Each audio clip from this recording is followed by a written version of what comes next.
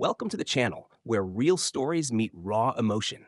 Today's tale is one you won't forget, filled with tension, redemption, and the power of second chances. But before we dive in, take a second to comment below and tell us, where in the world are you watching from? We love seeing how far these stories travel. And if you haven't already, make sure to subscribe and hit the bell because tomorrow's story, it's even more powerful than today's. Now, sit back. This is going to be a wild ride. He kicked a royal horse. What happened next changed everything. Logan Price wasn't the kind of man who lost control, at least not until that day. At 34, the fourth degree black belt and owner of a once thriving martial arts school in Austin, Texas, had built his life around discipline, strength, and self control. But in recent months, everything had started to crumble. His dojo had lost students and funding, his fiancée had walked out, and inside, Logan felt like he was drowning in failure. So, when he booked a solo trip to London to clear his head, even he didn't realize how close he was to the edge. It was a gray, blustery morning in the heart of London. Tourists flooded the streets outside Buckingham Palace, cameras raised, voices buzzing. Logan walked through the crowd, hood up, mind racing. He barely noticed the royal guard performing their ceremonial duties until he saw the horse. Towering and powerful, the jet black stallion named Apollo stood impossibly still, unmoved by the chaos around him. His muscles didn't flinch. His eyes didn't wander. He was calm, poised, everything Logan felt he wasn't. Something inside snapped. Maybe it was jealousy. Maybe it was anger. Maybe it was the weight of everything he'd been carrying. But when Apollo shifted slightly, Logan reacted on instinct. He spun, lifted his leg, and delivered a kick, swift, clean, and powerful, right into the horse's side. The sound of the impact cracked through the air like lightning. A scream erupted. The horse reared, hooves flailing. The guards struggled to maintain control as chaos exploded around them. Tourists ran, phones shot into the air, already recording. Logan stood frozen, his foot still raised, heart pounding as reality hit him like a freight train. What had he just done? Within seconds, uniformed guards were shouting. Authorities pushed through the crowd. Logan tried to back away. But it was too late. The Royal Guard's horse, an elite national symbol, had been attacked. And the attacker? A trained martial artist who should have known better. He wasn't just facing a scandal. He was staring down the collapse of everything he had left. One impulsive kick, one broken moment, and Logan Price's life was about to unravel on a global stage. The flashing lights were blinding. Logan barely remembered the moment they pushed him into the back of the police car. He could still hear the crowd shouting, phones raised, someone yelling, "Did you see that? He kicked the Royal Guard's horse!" His heart pounded in his ears. He wasn't thinking, wasn't breathing. He was just there, caught in a nightmare of his own making. At the station, the cold steel of the handcuffs was the least of his worries. He sat in a sterile gray room, eyes fixed on the scuffed floor, the adrenaline long gone. Across from him sat a stern British officer flipping through a thick folder. The man's voice broke the silence. "Mr. Price, do you understand what you've done?" Logan didn't respond. What could he say? That it was a mistake? That it was just a reaction? The officer continued, voice cold and calm.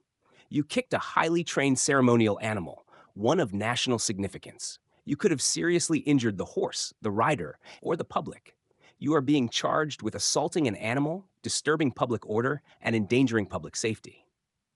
Logan swallowed hard. His stomach churned. A criminal record meant no more teaching, no more dojo, no more future. The incident had already gone viral. His phone, confiscated during booking, buzzed endlessly. Reporters, sponsors, even former students flooded his social media feeds. Headlines were brutal. American black belt attacks royal horse.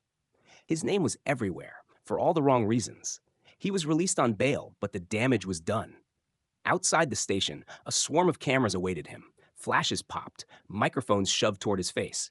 "Logan, why did you do it? Do you have anything to say to the Royal Guard? Are you sorry?" But Logan said nothing. He pushed through the crowd, eyes low, his name now synonymous with disgrace. That night, alone in his hotel room, he stared at the ceiling, haunted by the look in the horse's eyes, Apollo's pain, confusion, and betrayal. He had trained his whole life to control his body, his mind, his emotions. And yet, in one reckless second, he'd lost it all. Now came the question he couldn't escape. Was there any way to make it right? The next morning, Logan stood outside the royal stables, his hands sweating inside his jacket pockets. The air was cold and damp, and his breath came out in shaky clouds. He didn't know what he expected, maybe to be turned away, maybe to be arrested again. But he knew he had to be there. Not for headlines, not for forgiveness, but because he couldn't live with what he'd done unless he tried to make it right. The guards at the gate recognized him instantly. One narrowed his eyes. "You've got a lot of nerve showing up here." "I'm not here to cause trouble," Logan said quietly, raising his hands. "I just want to talk to the rider. I want to apologize." The guard hesitated, then disappeared inside.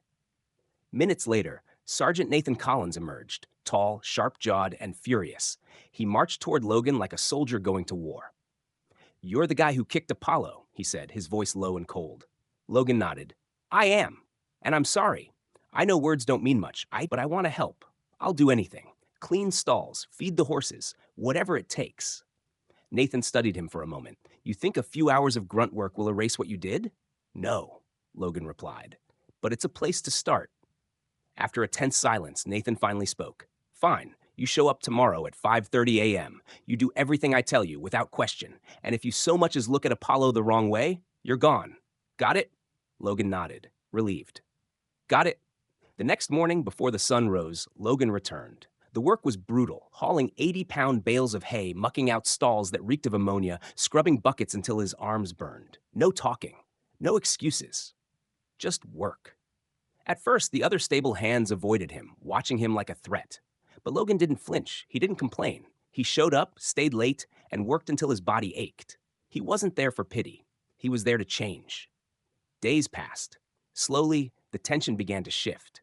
Then one morning, as he refilled Apollo's water trough, the horse stepped toward him, calm, quiet, and gently brushed his nose against Logan's arm.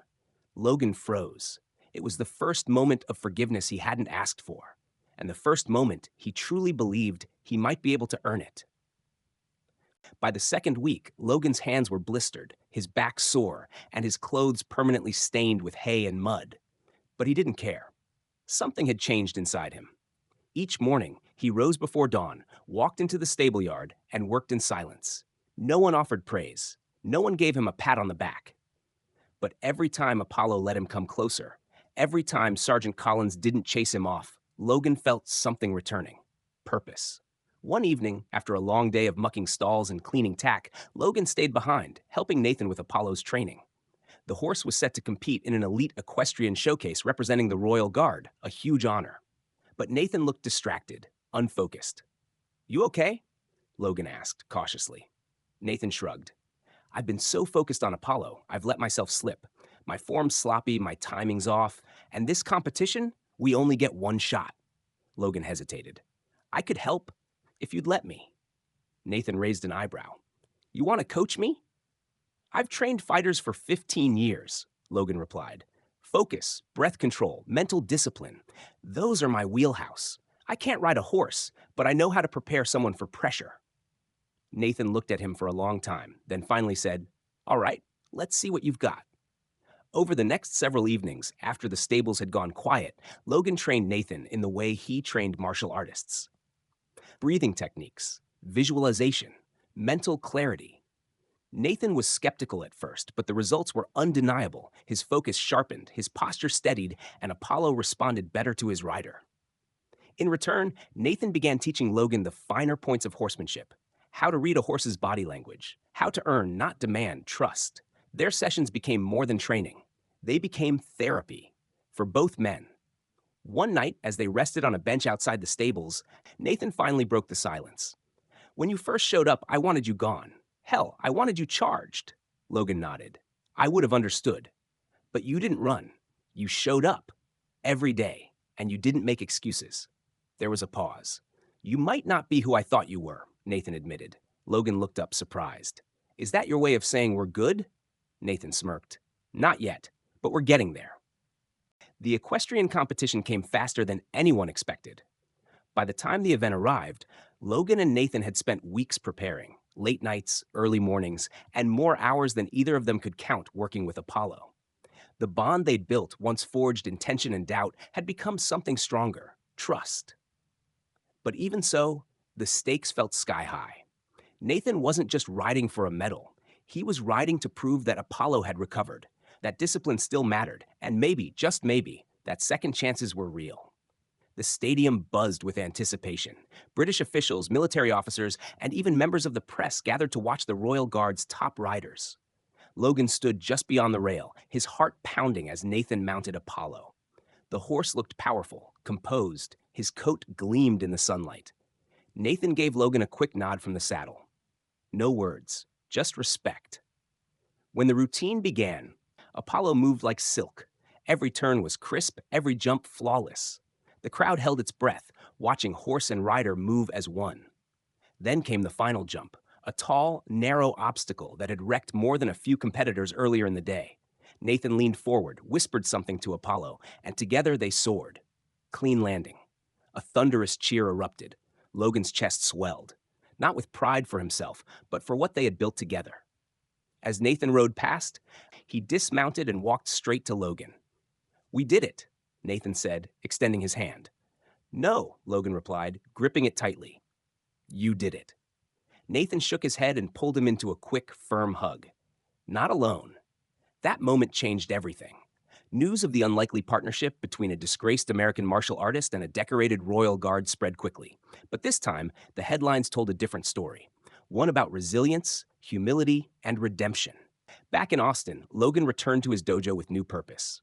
With Nathan's encouragement, he launched a nonprofit called New Path, offering martial arts, mentorship, and emotional support for those in crisis, veterans, at-risk youth, even former inmates. Nathan flew in to co-host the launch event, standing beside Logan as proof that enemies could become allies. As the crowd applauded, Logan glanced at the banner hanging overhead. Everyone deserves a second chance. He believed it now, with every part of who he was, because he had lived it. We want to hear from you. What would you have done in Logan's shoes? Do you believe people truly deserve a second chance, even after making a serious mistake? Or are some actions too far to come back from? This story wasn't just about a kick. It was about what happens when regret meets responsibility and how redemption isn't given, it's earned. Drop a comment below and tell us, have you ever made a decision in a moment of anger that changed everything? Have you ever been given a second chance? Or given one to someone else? Your thoughts matter. They're what make this channel more than just stories. They make it a community. So whether you're watching from Texas, Tokyo, or anywhere in between, we want your voice in the conversation. And while you're here, don't forget to like the video if it moved you, and subscribe so you don't miss tomorrow's powerful story. Because if this one hit you in the heart, trust us, the next one might just stay with you forever.